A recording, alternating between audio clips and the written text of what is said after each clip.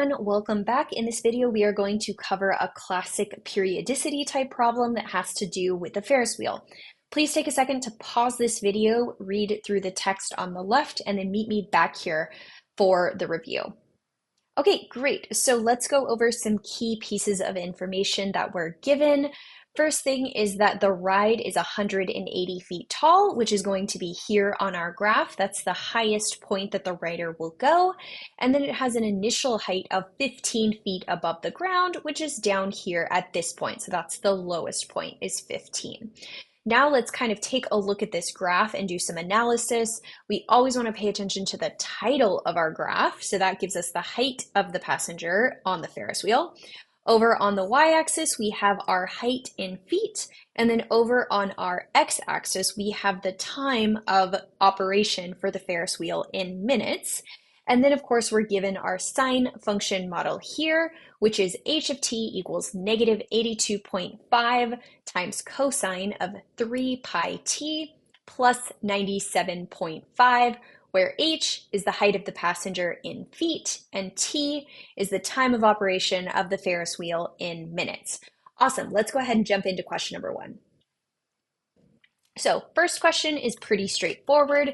It says, what is the period of the sine function model? So let's start with that, and then we'll move on to the interpretation. So the period of a sine function in general is y equals a. I'm going to use cosine, but this is also true of sine. So b x minus h plus k. Sometimes you will see different variables here. Sometimes you will see C and D. Really doesn't matter. Basically, this is just the general form where A is the amplitude, B has to do with the period, which we're going to talk about very shortly. H is the phase shift, which is basically a fancy way of saying the horizontal shift. And then K is the vertical shift. So basically, it's shifting the graph up or down. So for this, again, we need our B value, which is related to the period. So we need to know that the period is 2 pi over B. So going up to our equation here, our B value is 3 pi. So the period of this graph is simply 2 pi over 3 pi, which is the same as 2 over 3. Now, of course, we have to address our units. These units here are going to be in minutes. So technically our period is 2/3 of a minute, but it may be helpful to think of this in terms of seconds as well, or at least just to keep that in the back of your mind. So 2/3 of a minute is the same as 40 seconds, but I'll go ahead and leave it as 2/3 of a minute. Now, one other note on the graph is we can also find the period of a function directly from the graph by measuring the distance between two peaks. The hard part, of course, is that it's almost impossible to tell this distance just from visualizing it here, but this is a good way to confirm what we found algebraically. Now the interpretation. So what does this mean? So this basically means that if the rider starts at 15 minutes, this is how long it's going to take for the rider to return to that starting position. That is true in general of sine and cosine functions. They're periodic, which means they continuously return to the same place. The period is how long it takes to return back to that place that it started at. Okay, good. I think we're good on that. Let's go ahead and move on to question number 2. Okay, so number 2 says the duration of the ride is 15 minutes. Good, which we notice here on our graph. That's where it ends. And then part A says, how many times does the last passenger who boarded the ride make a complete loop on the Ferris wheel? So there's a couple of different ways we could do this. We can do this algebraically, or we can do this just by simply counting on our graph. So let's do it by counting on the graph first, then we'll do it algebraically. So if the last passenger boards here, all we would have to do to see how many complete revolutions is basically just count how many times he returns to the starting point.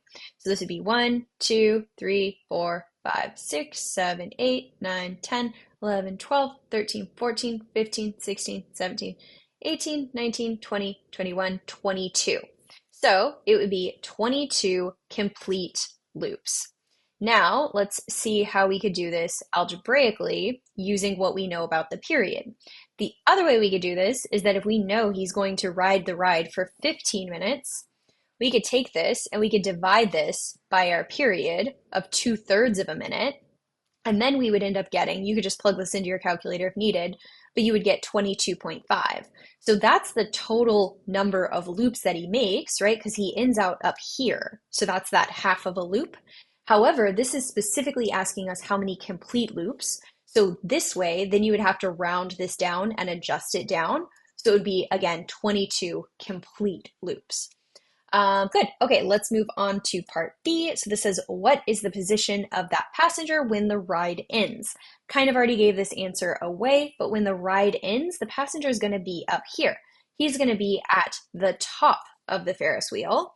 Or if we wanted to be more precise, we could also say he is at a height or something of 180 feet. All right, great. Let's move on to question number 3.